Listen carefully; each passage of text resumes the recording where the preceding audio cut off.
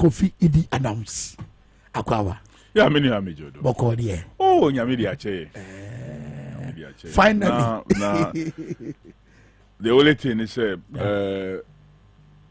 Nanado Danko Akufo-Addo ne any Baomia ne Kenoforiata economy any the way omoye niamanti sometimes he be so say ohun ti say an unhu anu yi a wo say wedema but because nyame de bia odi cheye yekoda na ya sorry yekoda na ya sorry nti ye de nda se we den be man that so me o say mpinifo a say omu efforce omu hu on us ebeye a omu nye enu ena ya dia eha na me very convinced a short period in komoya yebedi I'm sure say some of the issues in beye then beba fantastic entina ebenya say yen sha se kra emfriaye ye beba mrase bedwafie ene nsakraye ya akoso ne enchechemu eba ene amafo nso omo ne empenifo ewo NDC nya adwen ewo ho sa komori ye de but answer no National Cathedral says no what a Reverend Victor Kasiebo asem no Reverend Victor Kasiebo on Sunday kwabena edujemfi na asem no what and afen so board of trustees omon sem omre abetu dwa say dwumadie no yentwen san kakra ana say yentwen sensen ho kakra na yenyen hwehwemu sikasem sika wo modi asi cathedral na kodrum pempe so edro and afen so sika yede amomo wo donation and afen so the free buying foot mo aba yenyen hwehwemu na no man be di pefi me sure sensem nyina what wo dwen ho say many amate na the issue of cathedral no every other day yenya more information na ema ye clear indication say yentian sa aka koda ne cathedral of what lies cathedral of lies. Cathedral of lies. Wow. And you can't take that away because some of the trustees now will link it up to Nkrata Edikan Pierre Bishop Dark Hayward Mills Troy. Yeah. Any Nyanura APA from Archbishop Nicholas Duncan Williams. Yeah. Any Reverend Eastwood Anaba. Ube who say omo describe a cathedral no as cathedral of lights no omo kan no correct because for every other day which ye binima everything has been done above board ya ye bibia pepepe bibia ye clean finching everything was done in the way I was say ye bonibia enim say no kwese bonibia nim trustees no no moye ni awo say omuya why would Archbishop Nicholas Duncan Williams any Reverend Eastwood Anaba ebeka say yenjai bibia na yenye proper audit ewum independent audit audit ewum yeah if they knew say bibia da finchima they would have propagated that finchim message you know and not waste everybody's time say yenjai na yenkonko yenhwehwem so for every other day that word must then nsem ne kata no ba ya epia bontin utie response na buy and I'm happy that more other persons have become even bolder almost than Ekasa. Yeah. The decisions to even build the cathedral itself, was wrong. The decision, it's wrong. Hey. Justification na yedema say ena nyamia ye say ena nyamia ye say until say yesi cathedral be ye frikumu ye de bedanas all those things hogwash. Then upushi ya say baba ya even the location even the location baby amu locate yadie no enye the desired place. Are we saying say nkran asase so na ye pese yesi cathedral and the nkran hanu ye ne asase bia bibia nsi so a ye ka say ye kwa koye sadi ya ibituma kwa koye no ho ana. Is that to suggest say komusi ni baby for fra ka be support why? Well, all that I'm saying is that you've decided say wuntie ni ankofo kan ti obeye. So at least the location should also be reasonable. Okay, Matthias here. Reasonability of location. Uhwe bisa won say ade ya me ba be yi. It is say every serious business person or kwa koye ni business kra. One thing I will be say business here me kwa koye, where should I locate it? Maybe those times basic economics or almost say power, market, raw material, labor. Those are the things are doing one son our position so that you'll be able to make some profit. And who be see cathedral. It's a say what are the facilities around that area? What factors should you consider? Who international conference center who state house, any forecourt of state house, who Parliament of Ghana, Accra Sports Stadium, the Independence Square, National Theatre, the Trade Towers, will you go and put another facility here? Demanded the convergence of huge numbers in that same area. What is your traffic management situation? Exactly.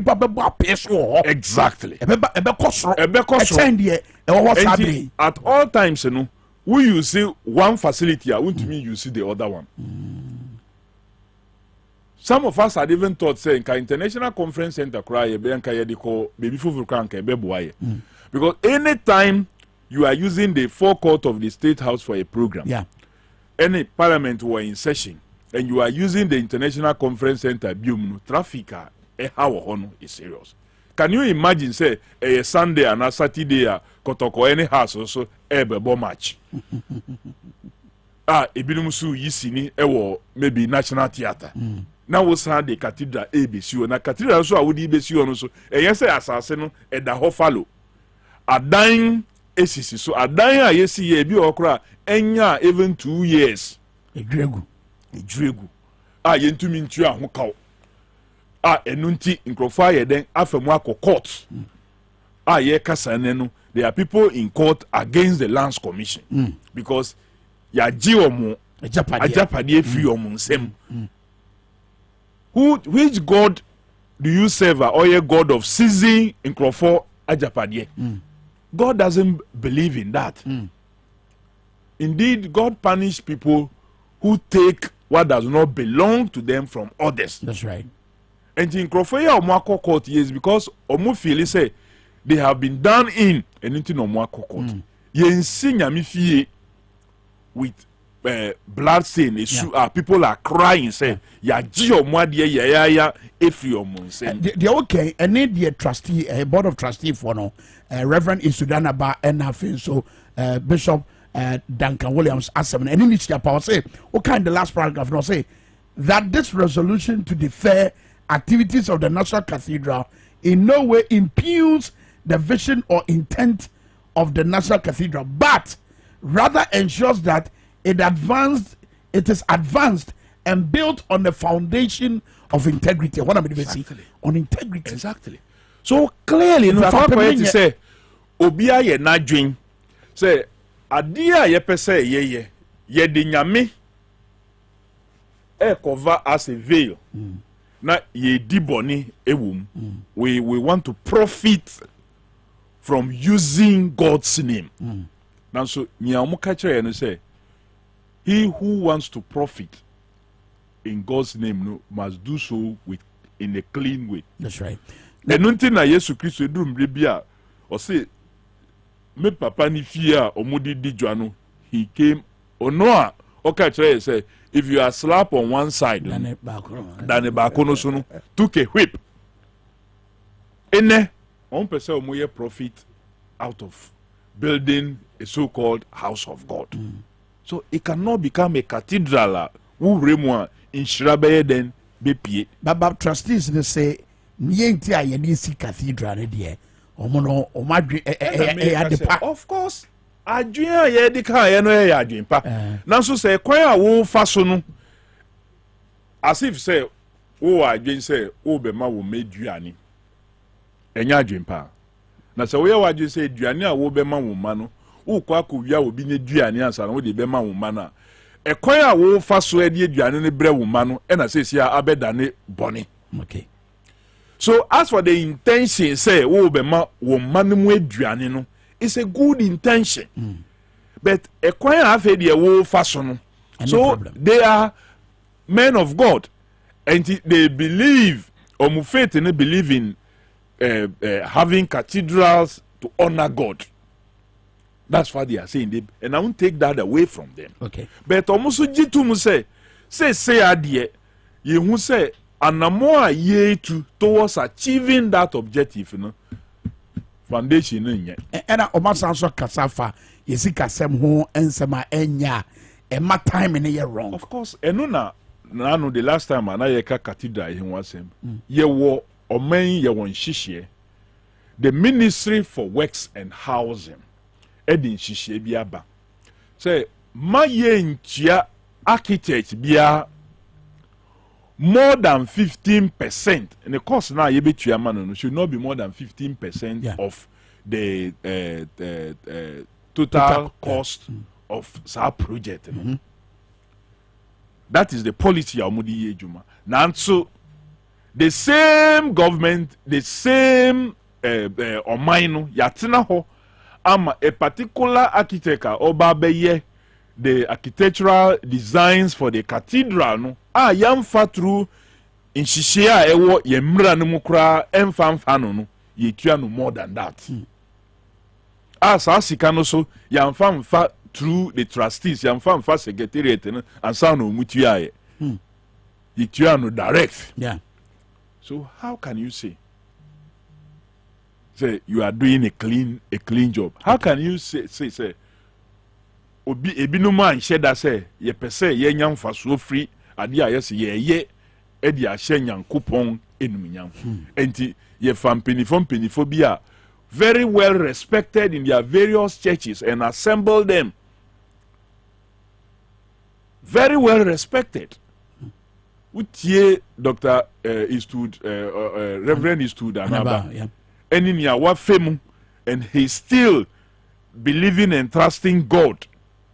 Now say what they know can a group like that everybody will feel say no, this is a group that will do a good job. What you say Victor Kasiebo, Reverend Victor Kasiebo na Kwabena Edujemfi any JNS asemno a okujetu nua okujetu ablakwa ekofa bae no eno na abeboa ma nyina so no abeye pefe ama we nyina esisi ana. Well, further addition to the continuous defense, they be who defend it, I didn't hear car, now who defend it, I didn't hear car, now who defend it, now information, yeah, because all the kind of information be out, and I'm saying, oh, and you know, oh, I've heard here, oh, yeah, na yedin kratano, echo mahon. Hey, no cre say, modern krata be a buyer. Ben kratana, modi buyer, no, must be analyzed. So it is the analysis of Inkrata Modibaye no and the Amma Nyama Bibriaye then EPP. And there was further need to check on and he won OJ's house key 2.5 million. No. And then a Juman and Nipano ye 2.6, yeah. Adentina Mwanka the correct details because Sikabia won the description. Mo koje Bosea from Nipano Modikoye BB. It has history. Mutua Nipano Bakono. You must give indication. Na muko describe adieno mudi edim fufuro na mudi maye. So how can you be building cathedral and be having cover ups? Enti ochina ye be de na ye say oh abra na ye si nyankopon ni fie kura no. Oh nipe yi omuboa ewo ekwan bi so. A very clear say an afterthought justification unless any further information that prove otherwise. Okay. And this use of Mati in their attempt to defend, you know, Musi, oh, Nancy na Ghana Revenue Authority, or imagine say, merging of what? Things. Well, the Ghana Revenue Authority knew that the system allowed people to outwit them illegally. And until form no, ye dia share as ho ansa na wo be sign no. say you are making a declaration. Say me, I'm swearing. Say Miami de two form no so no eye no kra trodo enti Nyankopon ye den omboa me. It's more like an oath. That's right. Say you have not taken any other thing. Sakrata no ye de ma Reverend Kasiebo. That's right. He filled it, signed, telling GRA say me meeting number bia apart from Miami. And nobody be sama kwabena du jamfi. Me nibi apart from Niamey Babeji. Meanwhile, you knew you were that one person. We Kwabena Dujemfi and Reverend Kasiebo. Victor Kasiebo. You knew that you were one person operating and you have taken a team number, but you still sign a declaration say Wunji Bida. But one who to say you okay, one who is ano, one who say a yahoo boni bi na sorry ya a person brenna say. But one no bedi nkunim. Enti ahun boni na ma okoji two things. Ana ahun boni na ma boni na oye ye no epie. Which where is the ahun boni no? Ahun boni na ye onu na ahun boni no ko share nimu say kona koji two things. Ananyami pejano na mo twena ba foma. Ana ahun boni no na ye nia wo ye ya. Emranu ewo ho ye nyina ye jutum no nya wo ye no ene emra no enko no eno ne na ye ahonboni ana ono na ahonboni no ko hye nim se oh me nkonko ye saade me sign documents maybe minim se ade no me wo ade ne dada na so me ka kire mpenifo mo ma document ni se me nibi. So they should stop using God to blackmail people. It's an oye. That is what is happening. No. But hold on, honorable. Just hold on. Said a bay 7 or TF on one casa or no. Me any video nature. One more time. You know. A lot of you were excited when you see your father up there, always happy. Papa is up there. Papa is up there. But when you are up there and you are fighting up there, then some of you are crying. How can I go up without fighting the demons in the air? And so stop all these fights and all these arguments. The question is that, is your father okay? I am 100% okay. The question is that, is your father happy? I am super happy. The question is that, is your father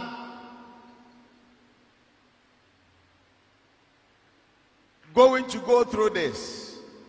I promise you I'll go through it honorably. So every one of you should relax, be happy, and don't, like Doc said, don't waste your time fighting on the Facebook. Waste your time pushing the agenda of expansion. Post messages, preach to people, let everybody know that surely it is our year of expansion. Afi we ye trem ye baimu ye biem doc na no kan wasem no na Conference Teaching Hospital want to see you ne di kan be kasa catch a man for say munya Facebook ntokwa no na monto boboase.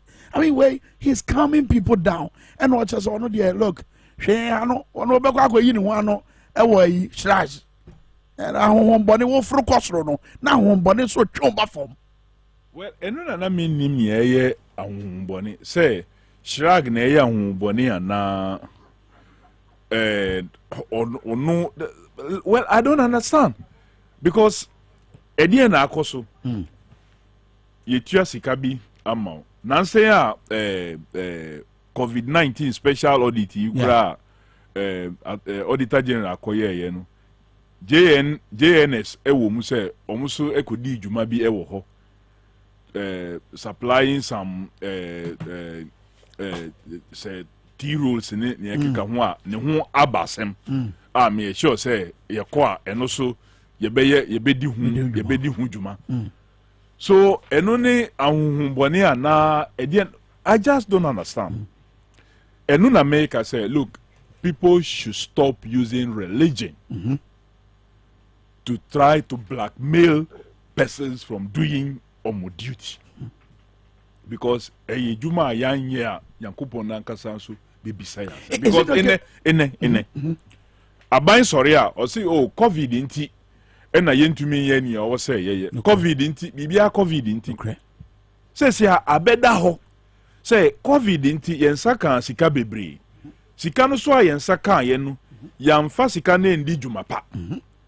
Enti yen juma pa ye ndi ninti ena situation na ye wo mu no aye den aba ena me ne wo ka say pensioners nkrofo ewu because omonsanka omusika omutumi adi atoto indro a wo say omoto. Some have scheduled their life and I'm saying yeah, because according to Abaino, COVID and Emma in Yama say, say, you say, COVID now, Monsieur no Emma, Yama say, rather no, and Kayanya son faso. Debia Mikama say, Missy, O warrior dear, Ubia Mompire say, a be better. Okay. Then so sometimes, O will be to me be fear, depending on situation na Emma, the end by, no, a Bisiano, it to me found. Enya bibia omoye the right investment ebe peja ebisuano because owoba their contributions their donations akoye to say COVID na eba ye no na ye yare a obi ambo hu pa say yare ni nya den embra but the evidence na aba no kire ye say as a result of COVID no yetumi raise over 21 billion COVID humpata huwa ebetu ye krano ye spend just 11 billion on it. Enti yenyamfaso 10 billion. Yeah. Now even 11 billion ayeka say ye spend yen afe na ye hu say in some of the items no enyama bi yanye na so yetu ahokaw. Yeah. Adaka maybe ye de bekwa kosie ye dishe na anka ebe cost be maybe 1 million no yeah. Ye de 10 million na ye de kotoye. Over invoicing. Maybe eduane a yema guest a omuba ya ye spending maybe 100,000 you say you are spending 2 million so de ni nyina aba so even the 11 billion okra no ne hu wasem and additional nia ye nya ya nko say ye de ye ndwuma pa ebe boaye ene wo sori na say ye bisa wa adenti na wuntu a school fees a wo say me papa ewu nanso wo papa ni wu no mu no Wofa hunya a lot of donation. Yeah. Maybe wunya 100 million. Yeah. We spend 10 million ewo a year. Eka 90 million. Yeah. 90 million wo say no. Senka wo share 90 million a year. Enya nti na yebisa wo school fees a wo beka say me papa ewu nti na me ntumi ntua me school fees. That is what the government has done to us as far as COVID is concerned. Very well.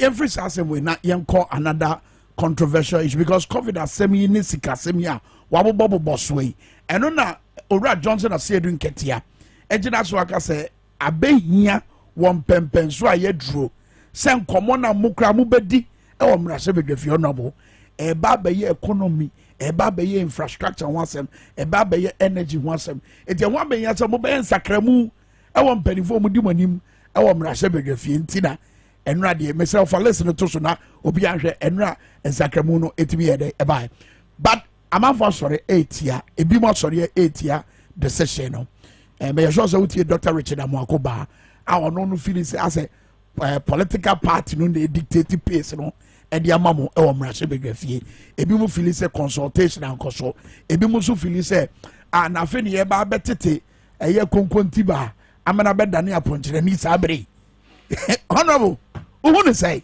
first and foremost Impenifo a ya bobo mudin obi anye konkontiba all of them are persons of substance. All of them omuye rankings. Omu ranke no mean committees. Bakonye ranking for finance committee. That's right. Or bakonye ranking for trade, tourism and culture ni this omuno muko hu sa cathedral adie ya ye ka hu asem that is ama Kofibua. That's right. Governs Kwame Agboja ranke rules and transport committee. enti omo yen mean persons omo yen nkofo so a yenti omuni. Some of them have handled ministries, some as deputies, some as substantive ministries, and they are no mean persons. Yebeka say omo yen kunkuntiba. So that description, no, I won't take it. But parliamentary experience, eh? Well, almost what the same parliamentary experience, just like any other person, because parliament, you know, look, Obaho, after 2 terms, now when you experience, you never get any experience. It is a you don't need, yes, number of years could count, but after a certain time, you master everything about Ijumanu. You don't need to go beyond a certain number of years to master every game about Ijumanu. So in parliament, after 2 terms, one master parliament, then you never master. Then it means you are not interested in parliamentary work. And you're interested in parliamentary work. All these persons, you know, more than 2 terms. More than 2 terms. So when it comes to understanding the business of parliament, you know, they have seen it all. Whether it is bills, whether it is statements, because ministers, they have defended budgets, they have opposed budgets, and so on and so forth. Ranking committees. So they understand the workings of parliament. So obianye konkontiba ewo the leadership exiting also yijuma. They have done very well, exceedingly well. And a moment was way. Sentia me man you support and he had done quite back. Say coach. What do you mean say ye bomb match? Player be supporters. Cry dream say oh or yeah the end now na coach aye then substitute in the because onu no nim the next plan or per se obo. So he may want to take out a very performing striker. Now we're introducing maybe a midfielder be. And now a very performing defender. Now we're introducing striker be. Now you'll be now well it to me fa. But ningi nano and it's a strategy. Well, a data. You may get it, you may not get it. But 1 year it may even be worse. 1 year it may be worse. We are you may get it or may not get it. So the decision bia even if it is based on data no chacha of a form nyam nyankopon kwa en onim nia ebesi ochena nipa da sane de chacha na ye den ye to wukra data na wo ye kra chacha nyame kwa en enim ochena. So you use data and strategy to take a decision. Omuka consultation who asem no omuka obi say oh they expect consultation. And apparently when your first time so concern about but 2017 similar concern about the consultation leading to appointment the same consultation in disappointment. Yes. We are watching say as a leader e kon wo fa so e dey fa nipa wo be fa the same process e dey yi nipa na wuntimi yi nipa na leader. Wow. Let me use football analogy. Ansana a team is determined. Management plus other persons crowd munka management sometimes get consulted in finalizing a team list. You call like World Cup, say the 23 I say you don't call a lot of persons play role. Sometimes even picking the 15 you be presented on the team sheet some level of consultation because my 11 no call pitch so na omo boa. When it gets to the time for substitution, you don't have that time. It's not something I will cover phone afraid GFA chairman and minister for sports and management say yen committee yen say you the coach what you are who strategy you make determination and know that I'm pulling this one out and I'm putting this one in. And this time now, coach not any justification about Bonte. Nina Sobio. And America say, make sometimes economy, energy, infrastructure. Like I say, I think my chairman has been so democratic in trying to say, oh, can you intia or moye this because left to me man reason. Yes, I will not give reasons. And then suspicions, but sorry. Those strategic reasons in here within sometimes woman it weakens it.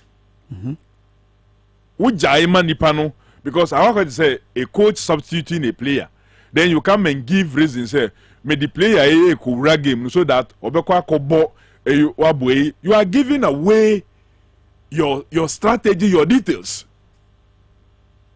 Whether because of economy, because of energy, any infrastructure, antenna, you keep it to yourself. Let them go and play for it to play out there. But party money be a jack. And I make us sometimes anything that they be I'm trying to encourage orientation. Party for sometimes you hire who we vote leadership and we want to lead the leaders.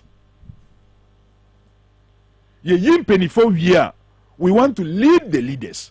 You cannot select leaders, elect leaders, and want to lead them. And yet, yenjai obia no ye nya obey. Why? You think the president every day is giving you justification why he should keep his finance minister? We are not happy. You feel say or say nipa no ko. You see, sometimes when you are a leader, but when you nani, sometimes when you are a leader, meant na ho, emma obie hu say, nipa yi nyadi ansa na we yi nipa no. As a leader, sometimes strike even when people don't expect it. Adobe nyadi. No, mean go for feel say you change only when the person is not doing well. Okay, you don't have to. At least, me person remember example from our side. Remember example from the other side. Me kaifa President Kufo, honorable Yaosafoma from Finance Ministry to Education Ministry. It didn't mean that Yaosafoma was failing as a finance minister because per data now, at that time, no, he was doing well. But yes, son. Yeah. So the fact of the changes of this leadership, the Haruna leadership, doesn't mean that now Omum performing. No. To my best of knowledge, and make us say they have done their maximum best. But party nusu the strategy towards the next project. Yeah, about election 2024. Why? Enya about to ayeko to 2020 na yebre. Okay. And it's a party take a decision.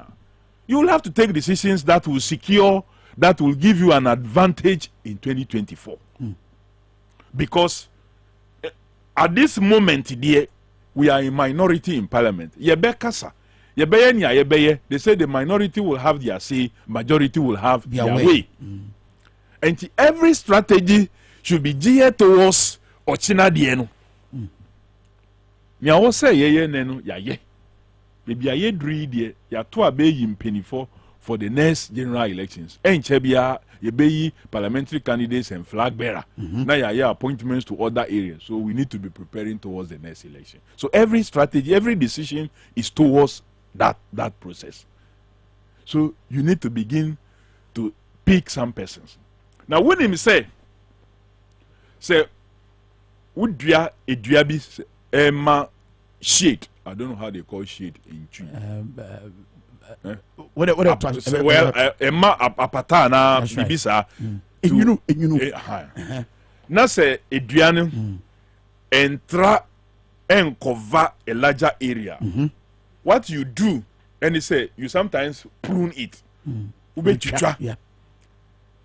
So when him say we hear shade no, it may be 8 months time, and 9 months, 10 months, or say uchicha eduano ye de ne so that a bedroom sa time no na efifi atra I am a more shade. So if you know you want something to happen in 2024, you need to begin taking the decisions now. Unchen e ma de ndu ansa na obekwa say oh edua yi say say ma shade enti wo kate at that time you will not get the shade that you want. Who raise your expectations? It means that ye ba be hu dom kuma fofora e be boa ma mo agenda for 2024 na be mo. Ye ba be hu a party taking all the organs and every structure serious preparing it towards victory 2024. It may not change in maybe the way you see things in parliament almost immediately because, well, Dr. Kesela Tofosun will continue to speak on matters of economy as he has always done. Meaning, say, Honorable Amakofibua will speak on trade and energy and all those issues as he has always done. Honorable Kwame Agboja will rally the caucus and will continue to speak on issues of infrastructure. Yeah. But much more focus on, say, rallying the forces. Honorable Muntaka has also done that job very well. At least we've chalked some successes in the past. So but beyond that, there will be other things that they will do. Me mametna ha enka ho asem. So ebinom so ka say party no eni ho tumi say omubeye yes sa changes no. In fact, Dr. Richard Amoakoba say I say mo ya ye don kuma no say robot and amuji o say enye emwa constitution no kra ma ho kwan 1992 constitution no nka bibia say party eni ho kwan say ombeye bibi sa the constitution uko yen standing orders party NDC there be parliament okay yen standing orders okay eye inhihye ye to govern ye juma ye wo parliament ho based on the national constitution and a parliament yankasa yetena ase standing orders there ye juma ye be koso wo parliament no samrai inhihye na ye dia to ho say emboa ye juma ye be ye no and this was adopted in the year 2000 and a parliament yankasa ase ye ho ejuma say ye benya standing orders for but ye nya order 7 uko order 7 na ema define who a majority, who a minority and all those things are maminko because for our purposes maminko minority. Okay. Or see minority leader means member of parliament designated by the party. Okay. The party or parties, and the political party is the first mention here. The party or parties, because parties mean to me call into an alliance. That's right. Like in 92, you call progressive alliance with the other parties. The parties great alliance. Parties to me call into alliance or parties and or members forming the minority as their recognized leader. And say party no. And designate you be a members na ye free sa party na ye form a minority ni ye to me designate you be. So if the party decides to designate, members no will have to accept it. So Obika say the party has no role and nipa no boa. Our standing orders, order 7 interpretation recognize the party. And the party no ena ye di to me na share ne say omo and now be determine nipa or ye majority and minority leader. But when you say standing orders your boss way and on the map party who can manage chin a year mumra sebegafo to in your to more benefit sometimes even at the expense of national discourse. The truth typical example you see with the MPP the truth of the matter is say the leadership of parliament is a political thing. And nothing na yet to obey you. The national constitution recognize that. Say party present too. Na your constituent say to Obama in the name of that party. Want to mean free that party no and call another party or open. Oh yes, sir, you lose that seat. Matthias, So the national constitution recognized the role of parties in even yen parliamentary dispensation. Yen independent MPs. Ye call in the name of the party. Political party. So the party, no, the general policy, the general presentation, and sometimes, you know, for bisa questions of the position of minority on issues. Otherwise, in common bisa minority on any issues because we have not formed government. But omu bisa yen position because they know say yen party representing manifesto on all aspects. And to be ba ombe bisa o say edie na yen position on this issue. Otherwise, ka yebe jai say obi ankonko presenting ni Interesting. Ma me nkonko presenting me as MP for Buim. Me obi anko ye ni So the party has a role. The issue of consultation, especially when the beginning of a session, say you are two about general elections, yaba either say ye din kunima na ye din kugu will form minority. So the only available positions will be just the leadership of the house. But ye din kunima, we're going to have other ministerial appointments and what have you. Truth be told, NDC as a party, no, we don't have any precedence of changing a minority leader. Speaker Bagbin was minority leader from 2001 till 6 January 2009. Okay, 2000. When he transitioned to majority leader on the 7th of January 2009 when we won the elections. So Speaker Bagbin served as minority leader for the 2 terms. In the first time, yes, a minority leader. Okay. We have, however, changed majority leaders. But we change majority leader because our power and we did not share other areas and microphone then. But we're TV man to Mama Fuega. How are you managing Sanoma? Well, we have to board dumping what party office and on Cronaba.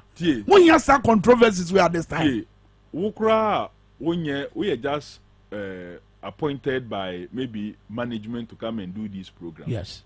Then finally say, and no probably sorry na say for Betty say, you say Mamumbe ye with Juma, you with him from Manum say Mumbe ye with Juma. Your people will not be happy.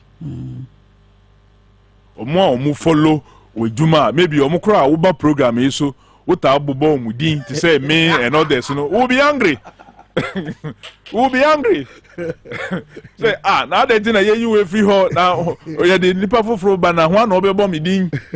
So we will not be happy. That is there. So it is normal, it's expected. But as an organization, we have to approach all these persons and possibly engage. What can say who call consultation engagement decision in there you will never be able to take decision. So one other thing, if we want to be consulted, let's create the rules you be consulted because in party constitution it recognize parliament as an organ of the party. Fortunately, I'm saying copy of your party constitution. Our very early stages of this integral organs. The following shall constitute the integral organs of the party: the youth wing, the women's wing, the parliamentary group. That's we call Article 10(1). The parliamentary group, the Zongo caucus, the external branches, and any other integral organs that may be created by the National Congress. To say now you could share, professional forum has been accepted, so it will become like an organ or party more affiliated with us. But for the operations of all these organs, say you develop regulations. Okay. To a large extent, the party constitution has made provision for how our youth wing for from constituency, region, and national. Women's wing is so constitution are created that process. About parliamentary wing now, bibia the JMA party no. and a party near the. So if we want a different mode of appointing and leaders and the rest are omumayen develop regulation. Now National Executive Committee of the party no omunjis our regulation into so that it will guide whoever the leadership is say okay say who be yim penify a coin or say ye faso say who be you one if you also a coin or say then ye faso. Okay, in 4 minutes, Chairman, idea back because Mona Mobaba so this way say aban way Ghana the 4 to aba no mu you free so Mona Mobaba so this one. Data same programming and then some who do idea ba. Look, finance minister be catch yin say this one ba was yin ye chair day. Yes, wa. It was a do baby and conform my year tintri say almost so much no. I was so much to be go. I feel we met Martin as Omocase a year Oma. I feel I can 0 coupon say I'm out for your month for no. Or met Martin as I can say okay, and maybe a 5% be at the Bema month for. When so my dear panel Jesus are buying a bet to my ass Satibiano. Look, because you're here I am for more and I winning man. Say who fie na yakuma boabi edi be fie edi no hu once ma na edi ba ye chiche nam no na say ye ma ubi a you can tolerate once ma na e ka hu bae na ye be ye adwen say ye chiche enam no you ya mehu bi na wo ti wo single room na omu mujana if you hoba no mu ejai bia ebegu wodan enima hawa you will be angry of course inyama omu ye nti a boni ya beto ye no we didn't partake in it. Look, for example, me family constituency ikrom bebre wo ho a sa free water ye omu ka ho asem no during the COVID time ye man crofo sign so say omu ntua bi no. The bill was left there, it was never paid, and the community also omu bill. Electricity Company of Ghana, if you there are communities in my constituency, they suffered it. Communities like Budada and the rest. Omuana also omurezi omusika, ekoye den, eko kutia. That's why in what catcher me say, me who Auditor General findings say, ya vote sika kese for payment for that thing. Ebianko emimo. I know where we catch me say sika was say utiama omo akoto bonds and various bonds untumintua na ye postpone e dia call china. They must look for the money now. How omo go pay free? Why if I no mo this can call baby omo this can call your monko pay scan so man tima mo sika na ban we free so e be ba ba yam ade so. And one thing America say they must not agree to any terms that is postponing that burden to another person. I don't know also mutina ho. Omuyira aban nje omuade. Omuyira aban nje omuade. They should not allow for them to postpone anything further. They can take some now. Ombe postpone bi kra. Some can be postponed because we are a very responsible government. We know how we be managing yama to rebuild and reposition. But they had that exchange program no. Ebe ba ba ya kwansibi ama IMF mo bebre the government want to continue to spend heavily, to continue to make their money. That is where we are telling them, say, and they don't need to dip when you cut some of those things, deficit levels will come down. A bad down one, debt levels say then bad down. You can manage it through that means. Inyama bebre too many appointees, too many development authorities are more creating now far local government for ejumanu. Yen yi sade ni ina free ho. Very well. Ebeboa. Very well. Honorable, ye bre na nya ye bre. Say common sana. Next time we say yenya 5 hours. 2 or more hours.